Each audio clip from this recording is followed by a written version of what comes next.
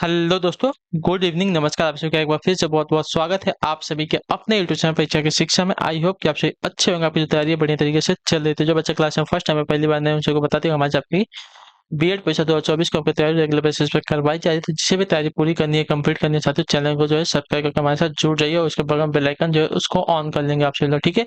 और ये जो क्लासेस है सिर्फ बीएड वालों के लिए नहीं है, डीएलएड वालों के लिए भी ये आपकी क्लासेस इंपॉर्टेंट हो, और डीएलएड की भी जो तैयारी अपनी कर रहे हैं वो भी जो है क्लास को ज्वाइन कर लीजिए, ठीक है। क्लास को जो समय है जीके जीएस की क्लास सुबह 10 बजे डेली आपको देखने को मिल जाती है। रीजनिंग की जो क्लास है दोपहर को 1 बजे, और इस टाइम पर जो आपकी शाम को 4 बजे कलवर की क्लास, और उसके बाद जो है हिंदी की क्लास आपको 7 बजे आप सबको देखने को मिल जाती है। हमारे क्लासेस और शेड्यूल उसके याद करके रखिए, इसी टाइम पर क्लासेस जुड़ना है, अपनी तैयारी को जो है पूरा कंप्लीट करना है, ठीक है। बाकी अगर देखिए आपको कोई भी मदद चाहिए, कोई भी डाउट है, कुछ भी क्लियर करना है, कुछ भी पूछना है, तो आप हमें आगे इंस्टाग्राम पे फॉलो कर लिए। परीक्षा की शिक्षा का इंस्टाग्राम का पेज है, नीचे डिस्क्रिप्शन में आप सभी को इसका जो है लिंक मिल जाएगा, ठीक है। तो फटाफट जाकर आप हमें जुड़ जाइए। आपको जब तक एडमिशन नहीं होगा तब तक आपकी पूरी की पूरी सहायता यहाँ पे हमारी की जाएगी, ठीक है। अगर आप हमसे और कुछ चाहिए तो पीडीएफ के लिए आप हमारे टेलीग्राम का जो चैनल है उसको ज्वाइन कर ले। परीक्षा की शिक्षा का नीचे टेलीग्राम का चैनल का लिंक आप सभी को मिल जाएगा, ठीक है। तो फटाफट जाकर टेलीग्राम चैनल से आप जुड़ जाइए, ठीक है। और यहाँ पे जो आपको डेली बेसिस पे क्लास का अपडेट दिया जाता है, जिससे आपकी क्लास जो है मिस नहीं होती, ठीक है। तो चलेंगे क्लास को स्टार्ट करें, ध्यान से क्वेश्चन को देखेंगे और उत्तर देते चलेंगे। और हो सकता है कि आज जो है आपका बीएड बिहार वालों को जो है फॉर्म आने वाला था, अभी तक तो आया नहीं है। सुबह की बात कर रहा हूँ, सुबह तो अभी तक तो आया नहीं है, देखते हैं अभी कब तक आता है, ठीक है। चलिए, जैसे ही आएगा मैं आपको देखिए टेलीग्राम के माध्यम से आपको बता दूंगा कि आपका फॉर्म आ गया है, ठीक है। बिहार वालों की बात कर रहा हूँ। चलिए, टिहरी बांध को किस नदी से जो है जल प्राप्त होता है? टिहरी बांध को जो है किस नदी से जल प्राप्त होता है, मैंने आपको कल पढ़ाया था इसके बारे में। तो देखिए, टिहरी बांध को जो है आपका, मैंने अगर कल पढ़ाया था, अगर आपने कल आंसर दिया होगा यार, तो आपको याद होगा, तो आपको राइट आंसर हो जाए भागीरथी नदी से, ठीक है। टिहरी बांध को जो भागीरथी नदी से जो है जल प्राप्त होता है, इतना याद रखिएगा, ठीक है। क्लियर होगा इसके बारे में। चलिए अगले क्वेश्चन बढ़ेंगे, ध्यान से देखेंगे, उत्तर देंगे, राइट आंसर क्या हो जाएगा। क्या देगा? और तिहरी बांध कहाँ पे? तो उत्तराखंड राज्य में, इतना याद रखिएगा, ठीक है। निम्न में से किस हवा में जो है चक्रवर्तीय गति का अभाव पाया जाता है? निम्न में से किस हवा में जो है अ, चक्रवर्तीय गति का अभाव पाया जाता है? निम्न में से किस हवा में चक्रवर्तीय गति का अभाव पाया जाता है? तो आपका राइट आंसर हो जाएगा साथियों यहाँ पे टॉर्नेडो में, ठीक है। टॉर्नेडो में जो है आपका देखिए चक्रवर्ती गति का अभाव पाया जाता है, इतना याद रखिएगा, ठीक है। तो जो आपका दिया गया यहाँ पे सी वाला विकल्प आपका राइट आंसर हो जाएगा, ठीक है। क्लियर होगा इसके बारे में, ठीक। अगले क्वेश्चन बढ़ेंगे आपका, देखिए 53 नंबर, बताइए गाइड आंसर। भारत में निम्न में से कौन सी वनस्पति प्रमुख है, बताइए। भारत में निम्नलिखित में से कौन सी वनस्पति जो प्रमुख है? पतझड़ है, वर्षा वन है, कांटेदार झाड़ियां है, या सवाना है? तो कौन सी वनस्पतियां जो है भारत में प्रमुख है? तो आपका राइट आंसर हो जाएगा साथियों यहाँ पे पतझड़ वन, ठीक है। पतझड़ जो है भारत में वनस्पतियां प्रमुख है, जो आपका दिया गया यहाँ पे ए वाला विकल्प 53 पे आपका सही उत्तर हो जाएगा, ठीक है। अगला क्वेश्चन देखिए आपका 54 नंबर, बताइएगा राइट आंसर का। बहुचर्चित सरदार सरोवर परियोजना निम्न में से किस राज्य में स्थित है? बताइए, बहुचर्चित सरदार सरोवर परियोजना जो है निम्न में से किस राज्य में स्थित है? तो आपका राइट आंसर हो जाएगा साथियों आपका गुजरात राज्य में, जो आपका बी वाला विकल्प देगा आपका राइट आंसर होगा, ठीक है। बहुचर्चित सरदार सरोवर परियोजना जो है आपकी गुजरात राज्य में स्थित है, ठीक है। क्लियर हो गया इसके बारे में। चलेंगे अगले क्वेश्चन पे पढ़ेंगे, ध्यान से देखिए आपका 55 नंबर, बताइएगा राइट आंसर होगा। भारत के पश्चिमी घाट पर्वतीय क्षेत्र में निम्न में से किस प्रकार की वनस्पति जो है पाई जाती है? भारत के पश्चिमी घाट पर्वतीय क्षेत्र में निम्न में से किस प्रकार की वनस्पति पाई जाती है? इसका राइट आंसर क्या हो जाएगा? सदाबहार वन, कोड़धारी, या पर्णपाती, या तो अल्पाइन, कैसे वृक्ष पाए जाते हैं? तो आपका राइट आंसर हो सकती है सदाबहार वन पाया जाता है, ठीक है। पश्चिमी घाट में आपके जो है सदाबहार वनस्पति पाई जाती है, ध्यान रखिएगा, ठीक है। तो जो आपका ये वाला विकल्प देगा आपका यहाँ पे राइट आंसर होगा, ठीक है। क्लियर सभी को। चलिए अगला क्वेश्चन देखते हैं, आपका 56 नंबर, बताइएगा राइट आंसर क्या होगा। National plant protection training institute किस शहर में स्थित है? बताइए, national plant protection training institute जो है किस शहर में स्थित है? इसका सही उत्तर क्या हो जाएगा साथियों? तो आपका राइट आंसर साथियों हैदराबाद में, जो आपका दिया गया यहाँ पे बी वाला विकल्प आपका राइट आंसर हो जाएगा, ठीक है। अगला क्वेश्चन देखिए आपका 57 नंबर, बताइए राइट आंसर का। ऑपरेशन फ्लड योजना किससे संबंधित है? ऑपरेशन फ्लड योजना जो है किससे संबंधित है? इसका सही उत्तर क्या होता है? ऑपरेशन फ्लड योजना की अगर बात की जाएगी साथियों, आपका डेयरी विकास से, ठीक है, डेयरी विकास से संबंधित है, जो आपका दिया गया यहाँ पे बी वाला विकल्प आपका राइट आंसर होगा, ठीक है। ऑपरेशन फ्लड योजना जो है डेयरी विकास से संबंधित है, ठीक है। क्लियर हो गया इसके बारे में। डेयरी जहाँ पे आपका दूध दही मक्खन विक्खन मिलता है उसकी बात की जा रही है, ठीक है। अगले क्वेश्चन बढ़ेंगे आपका, देखेंगे 58 नंबर है, बताइएगा सही उत्तर क्या हो जाएगा। क्या दिया गया है, मैदानी क्षेत्रों में राजमा की खेती किस फसल में की जाती है, बताइए। मैदानी क्षेत्रों में राजमा की जो खेती है किस फसल में की जाती है, खरीफ की फसल में, रबी की, जायद की, या इनमें से किसी में नहीं। तो देखिए खरीफ की फसल में की जाती है, ठीक है। मैदानी क्षेत्रों में राजमा की जो खेती है खरीफ की फसल में की जाती है, जो आपका ये वाला ऑप्शन दिया गया है 58 पे आपका राइट आंसर हो जाएगा, ठीक है। क्लियर होगा इसके बारे में। चलिए अगला प्रश्न देख लेते हैं आपका 59 नंबर, बताइएगा राइट आंसर होगा। भारत में सामुदायिक विकास कार्यक्रम कब प्रारंभ हुआ था, बताइए। भारत में सामुदायिक विकास कार्यक्रम कब प्रारंभ हुआ था, 2 अक्टूबर 1950 को, 2 अक्टूबर 1952 को, 2 अक्टूबर 1951 को। तो आपका राइट आंसर हो जाएगा साथियों यहाँ पे 2 अक्टूबर 1952 को, जो आपका दिया गया यहाँ पे बी वाला विकल्प आपका राइट आंसर, ठीक है। भारत में सामुदायिक विकास कार्यक्रम जो आपका 2 अक्टूबर 1952 को प्रारंभ हुआ था, ठीक है। क्लियर सभी को इसके बारे में। चलिए अगले क्वेश्चन पे बढ़ेंगे, आपका देखेंगे 60 नंबर। क्या दिया गया है, नीचे दिए गए पोषक तत्वों में प्राथमिक पोषक तत्व नहीं है, कौन सा, नाइट्रोजन, सल्फर, पोटेशियम, फास्फोरस। तो नीचे दिए गए पोषक तत्वों में प्राथमिक पोषक तत्व नहीं है, कौन सा। तो आपका सल्फर, जो आपका बी वाला पिकअप देगा आपका राइट आंसर, ठीक है। नीचे दिए गए पोषक तत्व में प्राथमिक पोषक तत्व आपका सल्फर नहीं है, तो जो आपका बी वाला ऑप्शन देगा 60 पे आपका राइट आंसर हो जाएगा, ठीक है। क्लियर सभी को यहाँ तक। चलिए अगला क्वेश्चन देख लेते हैं आपका 61 नंबर, बताइएगा राइट आंसर को। किस सिख गुरु ने जो है अमृत सरोवर नामक एक नए शहर की स्थापना की थी, ठीक है। किस सिख गुरु ने जो है अमृत सरोवर यानी कि अभी जो उसका नाम है अमृतसर नामक एक शहर, नए शहर की स्थापना की थी साथियों। तो आपका राइट आंसर था तो गुरु अमरदास ने, जो आपका दिया गया यहाँ पे बी वाला विकल्प आपका राइट आंसर, ठीक है। गुरु अमरदास ने जो आपकी अमृतसर यानी कि अमृत सरोवर नामक नए शहर की स्थापना की थी, याद रखिएगा, ठीक है। तो जो आपका दिया गया यहाँ पे बी वाला विकल्प 61 पे आपका राइट आंसर होगा, ठीक है। क्लियर सभी को। अगले क्वेश्चन बढ़ेंगे 62 नंबर, बताइएगा राइट आंसर का क्या देगा। प्राचीन भारत में निष्क किसे कहा जाता, बताइए। प्राचीन भारत में निष्क किसे कहा जाता, तो इसका सही उत्तर क्या हो जाएगा। निष्क जो है देखिए सोने के आभूषण को कहा जाता है, ठीक है। स्वर्ण आभूषण को जो आपका निष्क कहा जाता था प्राचीन भारत में, तो जो आपका ये वाला ऑप्शन देगा 62 पे आपका राइट आंसर होगा, ठीक है। अगले क्वेश्चन बढ़ेंगे 63 नंबर, बताइएगा राइट आंसर होगा।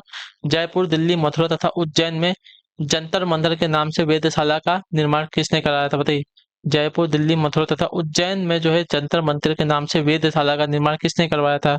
तो आपका सही उत्तर हो जाएगा साथियों यहाँ पे सवाई जयसिंह ने करवाया था, जो आपका ये वाला ऑप्शन देगा आपका यहाँ पे राइट आंसर होगा, ठीक है। क्लियर होगा इसके बाद, तो जो आपका ये वाला विकल्प देगा आपका राइट आंसर होगा, ठीक है।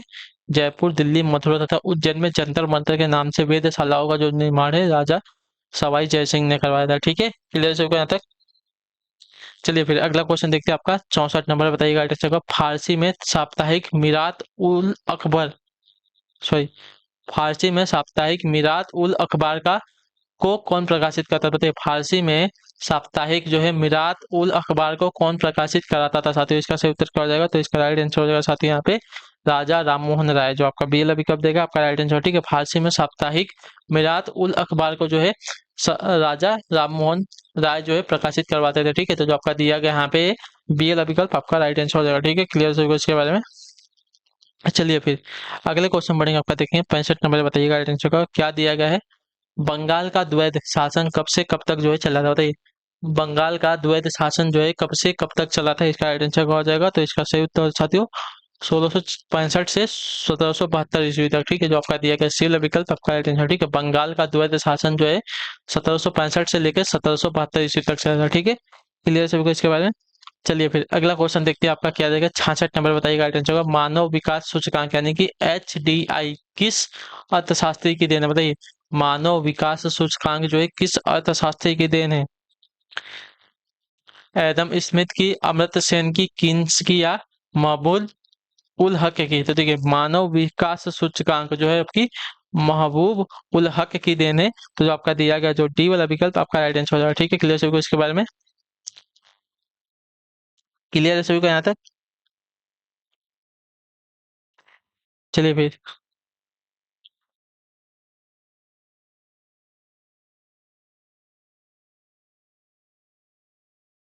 अगले क्वेश्चन बढ़ेगा आपका 67 नंबर, बताइएगा राइट आंसर होगा। भारत में बाल श्रम को प्रतिबंधित करने हेतु बाल श्रम प्रतिषेध व विनिमय विनियमन अधिनियम कब बनाया गया था, बताइए। भारत में बाल श्रम को प्रतिबंधित करने हेतु बाल श्रम अधिनियम कब बनाया गया था, इसका राइट आंसर क्या हो जाएगा। तो इसका सही उत्तर हो जाएगा साथियों आपका 1986 में, जो आपका डी वाला विकल्प देगा आपका राइट आंसर, ठीक है। बाल श्रम को प्रतिबंधित करने हेतु बाल श्रम यानी कि प्रतिषेध व विनियमन अधिनियम जो आपका 1986 में बनाया गया था। ठीक है, बाल श्रम को प्रतिबंधित करने के लिए। ठीक है, यानी कि बाल मजदूरी को रोकने के लिए। अगले क्वेश्चन बढ़ेगा आपका, देखेंगे 68 नंबर बताइएगा आंसर। भारत में निर्धरता के स्तर का आकलन किया जाता है, बताइए कैसे। भारत में निर्धरता के स्तर का आकलन कैसे किया जाता है? तो इसका राइट आंसर हो जाएगा साथियों यहाँ पे परिवार के उपभोग व्यय के आधार पर। ठीक है, जो आपका दिया गया यहाँ पे सी वाला विकल्प आपका राइट आंसर। ठीक है, भारत में निर्धरता के स्तर का आकलन कैसे किया जाता है? तो परिवार के उपभोग के व्यय के आधार पर। ठीक है, इतने याद रखिएगा। ठीक है, तो जो आपका दिया गया यहाँ पे सी वाला विकल्प आपका राइट आंसर हो जाएगा। ठीक, क्लियर सभी को। अगले क्वेश्चन बढ़ेगा आपका 69 नंबर बताएंगे राइट आंसर को। भारत में राष्ट्रीय आय की सही संगणना में कौन सी समस्या सामने आई, बताइए। भारत में राष्ट्रीय आय की सही संगणना में कौन सी समस्या सामने आई है? तो पर्याप्त एवं सही सांख्यिकीय विधियों की कमी आई है। ठीक है, जो आपका ए वाला विकल्प देगा आपका राइट आंसर है। ठीक है, क्लियर सभी को इसके बारे में। भारत में राष्ट्रीय आय की सही गणना में पर्याप्त एवं सही सांख्यिकीय विधियों की कमी की समस्या सामने आई है। तो जो आपका दिया गया यहाँ पे ए वाला विकल्प आपका राइट आंसर हो जाएगा। ठीक है, क्लियर सभी को इसके बारे में। अगले क्वेश्चन बढ़ेगा आपका, देखेंगे 70 नंबर बताइएगा राइट आंसर को। स्टेप फ्लगलेशन क्या, बताइए। स्टेगफ्लेशन क्या है, बताइए। स्टेगफ्लेशन क्या होता है साथियों? तो देखिए, स्टेगफ्लेशन की बात करें तो आपका मंदी के साथ मुद्रास्फीति होती है। ठीक है, स्टेगफ्लेशन आपका क्या होता है? तो मंदी के साथ आपकी मुद्रास्फीति को जो आपका स्टेगफ्लेशन कहते हैं। जो आपका दिया गया डी वाला विकल्प 70 पे आपका राइट आंसर होगा। ठीक है, अगले क्वेश्चन बढ़ेगा आपका 71 नंबर बताइएगा राइट आंसर का। कमांड इकोनॉमी की शब्दावली का तात्पर्य क्या होता है? मैंने आपको बताया कमांड का अर्थ क्या होता है, तो नियंत्रित। ठीक है, इकोनॉमी का अर्थ क्या होता है? अर्थव्यवस्था। तो कमांड इकोनॉमी की शब्दावली का तात्पर्य हो जाएगा नियंत्रित अर्थव्यवस्था। ठीक है, क्लियर है, मैंने आपको पढ़ाया है वाला। तो जो आपका बी वाला विकल्प देगा आपका राइट आंसर होगा। ठीक है, अगले क्वेश्चन बढ़ेगा 72 नंबर बताइएगा राइट आंसर का। निम्न में से कौन सा अस्थिरीकरण का आधार है, बताइए। निम्न में से कौन सा जो है अस्तरीयकरण का आधार होता है? तो अस्तरीयकरण का आधार यहाँ पे क्या होता है साथियों? तो आपका राइट आंसर साथियों असमानता। अस्थायीकरण का आधार होता है असमानता। तो जो आपका ये वाला विकल्प देगा 72 पे आपका सही उत्तर हो जाएगा। ठीक है, क्लियर होगा इसके बारे में। चलिए अगले क्वेश्चन बढ़ेगा आपका 73 नंबर बताइएगा राइट आंसर का। निम्नलिखित में से किसने जो है प्रगति के नैतिक अवधारणा पर जोर दिया, बताइए। निम्नलिखित में से किसने जो है प्रगति की नैतिक अवधारणा पर जोर दिया है? तो आपका राइट आंसर हो जाएगा साथियों मई कावर ने। ठीक है, मई कावर ने। तो जो आपका दिया गया ये वाला विकल्प आपका राइट आंसर। ठीक है, मैकावर ने जो है प्रगति की नैतिक अवधारणा पर जोर दिया है। तो जो आपका ये वाला विकल्प देगा 73 पे आपका राइट आंसर हो जाएगा। ठीक है, क्लियर होगा इसके बारे में। चलिए अगले क्वेश्चन बढ़ेंगे 74 नंबर बताइएगा राइट आंसर होगा। सामाजिक परिवर्तन निम्न में से किसमें नहीं आता, बताइए। सामाजिक परिवर्तन जो है निम्न में से किसमें नहीं आता है? तो इसका राइट आंसर हो जाएगा साथियों यहाँ पे परंपरा में। जो आपका पीएल विकल्प देगा आपका राइट आंसर। ठीक है, सामाजिक परिवर्तन जो आपका परंपरा के अंतर्गत नहीं आता है। तो जो आपका पीएल विकल्प देगा आपका राइट आंसर। मैंने आपको कल पढ़ाया था इसके बारे में। ठीक है, एक दो क्वेश्चन आपके इसमें आते रहते हैं जिससे आपका जो है कल की क्लास का रिवीजन भी हो जाता है। ठीक है, सांस्कृतिक प्रतिस्थापना निम्न में से कौन सी, बताइए। मैंने आपको ये भी बताया है सांस्कृतिक प्रतिस्थापना निम्न में से कौन सी होती है? तो सांस्कृतिक प्रतिस्थापना जो आपकी सांस्कृतिक परिवर्तन की प्रक्रिया होती है। तो जो आपका दिया गया यहाँ पे बी वाला विकल्प आपका राइट आंसर होगा। ठीक है, सांस्कृतिक प्रतिस्थापना जो है सांस्कृतिक परिवर्तन की प्रक्रिया होती है। ठीक है, परिवर्तन की प्रक्रिया होती है। ठीक, क्लियर है। अगले क्वेश्चन बढ़ेगा आपका, देखें 76। सामान्यतः किसी क्षेत्रीय परिषद की अध्यक्षता कौन करता है? सामान्यतः किसी क्षेत्रीय परिषद की अध्यक्षता कौन करता है? तो आपका राइट आंसर हो जाएगा साथियों यहाँ पे केंद्रीय गृह मंत्री। ठीक है, सामान्यतः किसी क्षेत्रीय परिषद की जो अध्यक्षता है आपका गृह मंत्री करता है, केंद्रीय गृह मंत्री। तो जो आपका दिया गया यहाँ पे सी वाला विकल्प 76 पे आपका सही उत्तर हो जाएगा। ठीक है, क्लियर शुरू उसके बाद में अगले क्वेश्चन बढ़ेगा आपका, देखेंगे 77 नंबर। 1952 का वर्ष भारतीय इतिहास में क्यों महत्वपूर्ण, बताइए। 1952 का वर्ष जो है भारतीय इतिहास में क्यों महत्वपूर्ण है? तो आपका राइट आंसर हो जाएगा साथियों लोकसभा तथा लोकसभा का प्रथम निर्वाचन हुआ था इसमें। ठीक है, 1952 में क्या हुआ था? तो देखिए 1952 का जो वर्ष है भारतीय इतिहास में क्यों महत्वपूर्ण है? तो देखिए लोकसभा का प्रथम आम चुनाव जो आपका 1952 में ही हुआ था। जो आपका दिया गया डी वाला विकल्प आपका यहाँ पे राइट आंसर हो जाएगा। ठीक है, क्लियर होगा इसके बारे में। चलिए फिर अगला क्वेश्चन 78 नंबर बताइएगा राइट आंसर का। निम्न संविधान संशोधन में कौन सा संसद के पक्ष परिवर्तन करने से निषिद्ध करता है, बताइए। निम्न संविधान संशोधन में से कौन सा जो है संसद में जो है पक्ष परिवर्तन करने से निषिद्ध करता है साथियों? तो आपका राइट आंसर हो जाएगा यहाँ पे 52वां संविधान संशोधन जो आपका दिया गया, यहाँ पे सी वाला विकल्प आपका राइट आंसर हो जाएगा। ठीक है, क्लियर सभी को इसके बारे में? क्लियर है सभी को?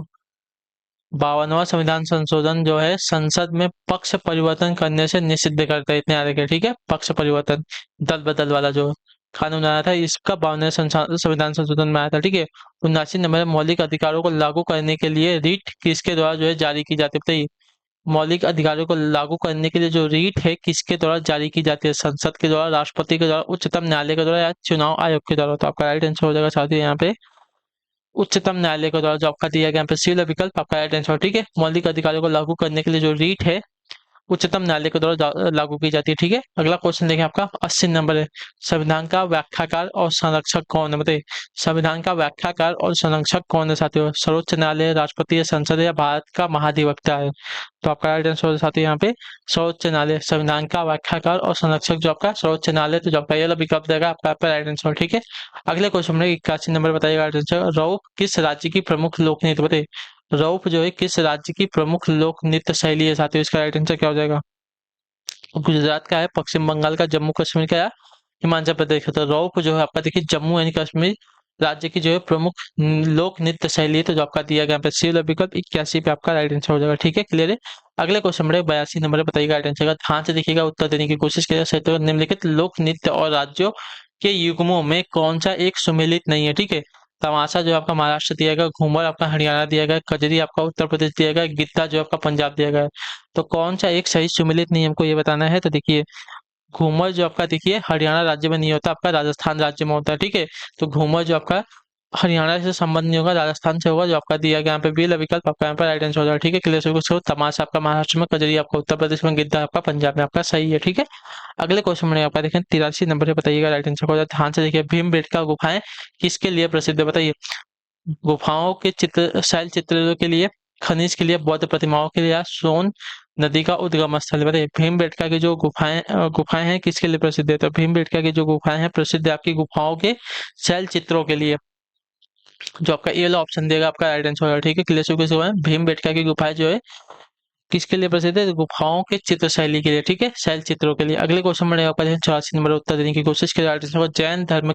जैन धर्म में मान्य 24 तीर्थकर में क्रम में अंतिम तीर्थकर कौन था? मतलब 24वें तीर्थकर कौन थे? तो 24वें तीर्थकर आपके आपके महावीर स्वामी थे। ठीक है, हमारे महावीर स्वामी थे, जो आपका दिया गया सी वाला विकल्प आपका right है। पहले आपके ऋषभ देव था। ठीक है, पार्श्वनाथ जो आपके देखिए 23वें तीर्थकर थे, इतने याद रखिए। ठीक है, ये आपके पहले थे। ठीक है, और 24वें आपके महावीर स्वामी थे। ठीक है, अगले क्वेश्चन में आपका देखें 85 नंबर।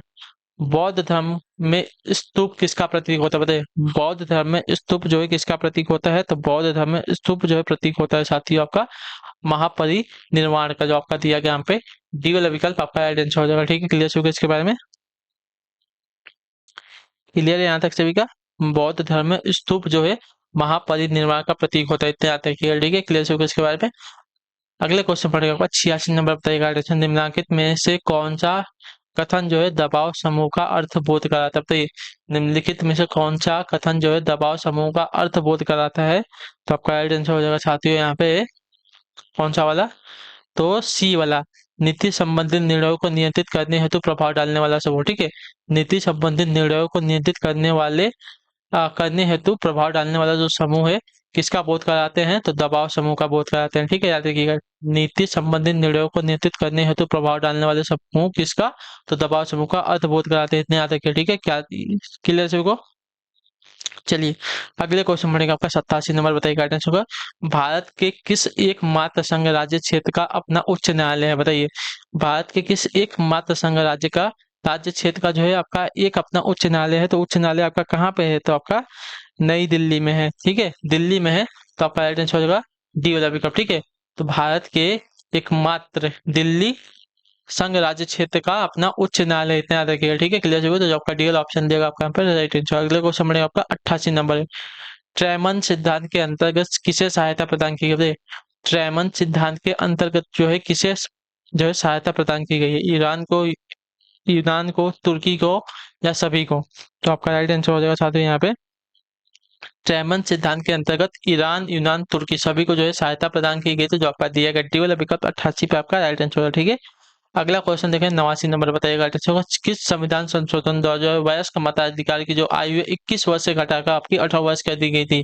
यानी कि वोट देने की जो आयु है 21 वर्ष से घटाकर आपकी 18 वर्ष कर दी गई थी किस संविधान संशोधन अधिनियम के द्वारा। तो आपका राइट आंसर हो जाएगा साथियों यहाँ पे 61वां संविधान संशोधन अधिनियम के द्वारा जो आपका दिया गया यहाँ पे सी वाला विकल्प आपका राइट आंसर। ठीक है, 61वें संविधान संशोधन अधिनियम के द्वारा आपकी मताधिकार की जो आयु है वयस्क मताधिकार की जो आयु 21 वर्ष से घटा के 18 वर्ष कर दी गई। ठीक है, अगले क्वेश्चन बढ़ेगा आपका नंबर बताइएगा। राष्ट्रपति राष्ट्रीय आपातकाल की उद्घोषणा किन परिस्थितियों में कर सकता है बताइए।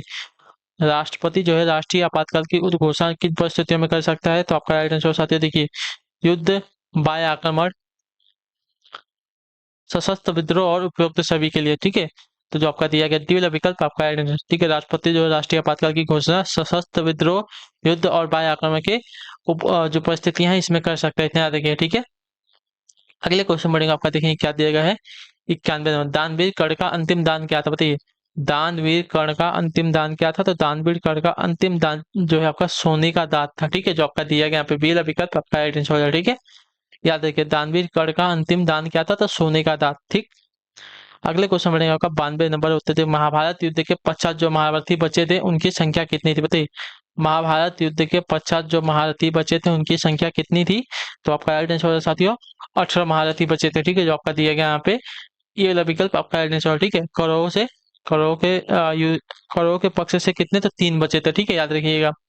और महाभारत के कुल सबकी बात करें तो आपके 18 बचे थे। ठीक है, निम्न में से कौन जो है जरासंध का बहनोई था बताइए। निम्न में से कौन जो है जरासंध का बहनोई था। तो जरासंध का बहनोई आपका कंस था, यानी कि श्री कृष्ण का मामा था, जो आपका दिया गया यहाँ पे बी वाला विकल्प आपका राइट आंसर। ठीक है, क्लियर हो गया इसके बारे में। अगले क्वेश्चन बढ़ेंगे आपका, देखिए 94 नंबर, कर्ण को पालने वाली माता का क्या नाम था। तो कर्ण को पालने वाली माता का नाम आपका देखिए यहाँ पे क्या था, राधा था, जो आपका दिया गया यहाँ पे डी वाला विकल्प आपका राइट आंसर होगा। ठीक है, अगला क्वेश्चन देखें आपका 95 नंबर, दुर्योधन के मामा शकुनी के राज्य का नाम गांधार था। ठीक है, जो आपका बी वाला विकल्प देगा आपका राइट आंसर। ऐसे भी आपको कराया गया इसलिए मैं आपको फटाफट करवा रहा हूँ। ठीक है, लेकिन बार बार आ गए हैं तो हमको क्या कराना है, निम्न में से कौन राज्य का आवश्यक अंग नहीं है। सरकार है, संप्रभुता है, भूभाग है या कानून है। तो देखिए राज्य का आवश्यक अंग मतलब जिसके बिना राज्य चल सकता है वह क्या है। तो आपका राइट आंसर हो जाएगा साथियों, यहाँ पे कुछ तो गलत दिया गया है। सरकार, संप्रभुता, भूभाग, कानून दिया गया यहाँ पे। ठीक है, तो कानून आप सब क्लियर सही कर लीजिए, बाद में क्लियर कर लेंगे इसको। ठीक है, अगले क्वेश्चन बढ़ेगा आपका, देखिए 97 नंबर पे बताइएगा राइट आंसर क्या हो जाएगा। राजनीतिक अर्थ यथार्थवाद। ठीक है, राजनीति के यथार्थवाद के मुख्य प्रवक्ता के रूप में किस विचारक को जो है जाना जाता है। राजनीतिक यथार्थवाद के प्रमुख प्रवक्ता के रूप में किस विचारक को जो है जाना जाता है। तो आपका राइट आंसर हो जाएगा साथियों यहाँ पे मार्गे नथाउ। मार्गे नथाउ को जो जब बी वाला विकल्प देगा है 97 पे आपका राइट आंसर। ठीक है, राजनीतिक यथार्थवाद के प्रमुख प्रवक्ता के रूप में जो आपका मार्गेन थाउ को जो है जान जाते हैं, इतना आगे। ठीक है, अगले क्वेश्चन बढ़ेगा आपका, देखिए 98 नंबर, स्वतंत्रता इसके अलावा और कुछ नहीं है कि इच्छा को प्रोत्साहित करना जो विनम्र व्यक्तियों के अनुदिष्ट अंतःकरण पर आधारित हो। निम्नलिखित में से कौन सा वाद इस वक्तव्य को मानता था बताइए। उदारवाद, समाजवाद, बहुलतवाद या फांसीवाद। तो आपका राइट आंसर हो जाएगा साथी यहाँ पे उदारवाद, जो आपका दिया गया यहाँ पे ये वाला विकल्प आपका राइट आंसर। स्वतंत्रता इसके अलावा और कुछ नहीं कि इस इच्छा को प्रोत्साहित करना जो विनम्र व्यक्तियों की अनुदिष्ट अंतःकरण पर आधारित हो। आपका जो उदारवाद है इस वक्तव्य को जो है व्यक्त करता है, इतना देखिए। ठीक है, अगले क्वेश्चन बढ़ेगा आपका 99। गूढ़तंत्र में लौ नियम का प्रतिपादन किसने किया बताइए। गूढ़तंत्र में लौ नियम का प्रतिपादन किसने किया है। तो आपका राइट आंसर साथी हो रॉबर्ट मिचेल्स ने। रॉबर्ट मिचेल्स ने आपका गूढ़तंत्र के नियम का लौ नियम का जो प्रतिपादन किया था, जो आपका दिया गया ये वाला विकल्प आपका राइट आंसर। ठीक है, अगला क्वेश्चन है 100 नंबर बताइएगा राइट आंसर का। शब्द फेडरलिज्म फोडस से ग्रहण किया गया है या किस भाषा से बताइए। शब्द फेडरलिज्म जो है फोडस भाषा से ग्रहण किया गया या किस भाषा से लिया गया है। तो ये जो दिया गया आपका लैटिन भाषा से लिया गया, जो आपका बी वाला विकल्प देगा आपका यहाँ पे राइट आंसर। ठीक है, क्लियर हो इसके बाद तो इसी के साथ जो आपकी क्लास है आज की यहीं पे कंप्लीट होती है। आई होप जो क्लास है अच्छी लगी, अच्छा ये क्लास को लाइक करेंगे, चैनल पर चैनल को सब्सक्राइब और हमें जो है कमेंट अपनी राय क्लास के बारे में आप लोग देंगे, आपको क्लास कैसी काम आपसे मिलता है आपकी अगली क्लास में। तब तक टाटा बाय बाय, जय हिंद, जय भारत। आपसे क्लास से जुड़ने के लिए बहुत बहुत ही धन्यवाद साथियों।